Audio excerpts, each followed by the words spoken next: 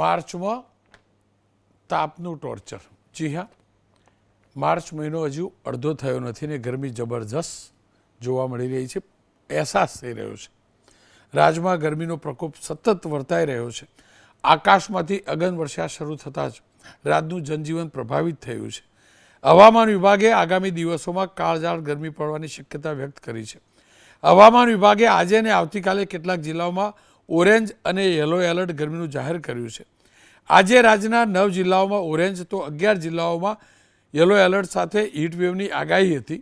તો આવતીકાલે, જેની હવે અસર આવતીકાલે થવાની છે, કચ્છ, રાજકોટ, મોરબી, સુરેન્દ્રનગર, પાટણ, બનાસકાંઠા આ જિલ્લાઓમાં ગરમીનું ઓરેન્જ એલર્ટ જાહેર થયું છે. તો ઓરેન્જ એલર્ટમાં એટલે કે વધુ ગરમી હશે. તો જામનગર, જુનાગઢ, ગીર સોમનાથ, અમરેલી, ભાવનગર, બોટાદમાં ગરમીનું યલો એલર્ટ છે.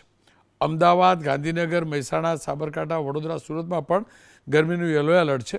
હવામાન વિભાગ મુજબ દરિયાકાંઠાના વિસ્તારોમાં તાપમાન થોડુંક નીચું રહેશે, પરંતુ ભેજના કારણે અસહ્ય બફારો અનુભવાશે.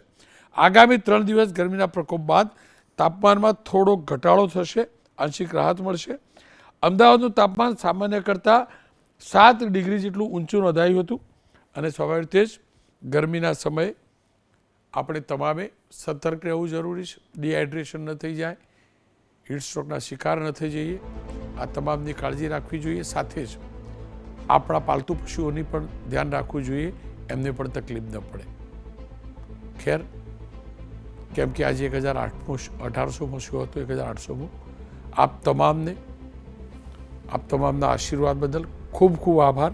બસ આ જ પ્રકારે સતત હું આપની સમક્ષ આપણા પ્રદેશમાં જે બને છે, આપણા દેશમાં જે બને છે, જે મહત્ત્વના મુદ્દા છે, લઈને આવતો રહીશ. આશા અને અપેક્ષા રાખું છું. આ જ વિશ્વાસ, આ જ આશીર્વાદનો વરસાદ સતત આપ કરતા રહેશો. પરમ કૃપાળુ પરમાત્મા આ જ પ્રકારનો કાર્યક્રમ કરવાની શક્તિ આપે તેવી અભ્યર્થના.